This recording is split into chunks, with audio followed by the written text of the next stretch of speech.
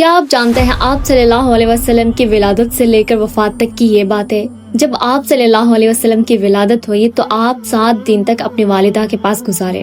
اس کے بعد 5 سال حضرت حلیمہ سعدیہ کے پاس رہے. وہیں شق صدر کا واقعہ پیش آیا. 6 سے 8 سال کی عمر تک آپ صلی اللہ علیہ وسلم اپنے دادا عبد المطلب کی کفالت میں رہے. پھر 8 سے 25 سال تک چچا ابو طالب کے ساتھ رہے. 12 سال کی عمر میں تجارت کے لیے شام کا سفر کیا. 25 سال کی عمر میں حضرت خدیجہ رضی اللہ تعالی عنہا سے نکاح ہوا اور 40 سال کی عمر میں نبوت عطا کی گئی.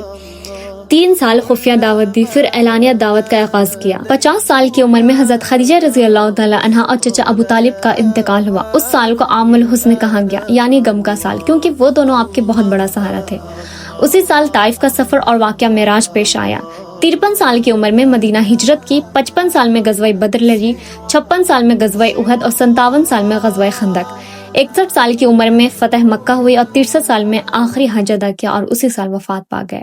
اگر آپ کو بھی آپ صلی اللہ علیہ وسلم سے محبت ہے نا تو اس ویڈیو کو ضرور کچھ لوگوں کے پاس شیئر کرنا تاکہ سب کو اس چیز کا علم ہو سکے. ہاں، چینل کو سبسکرائب کر لینا، اور اس کے 2 ایپیسوڈ آلریڈی میرے چینل پہ اپلوڈ ہیں تو جا کے دیکھیں. جزاک اللہ خیر.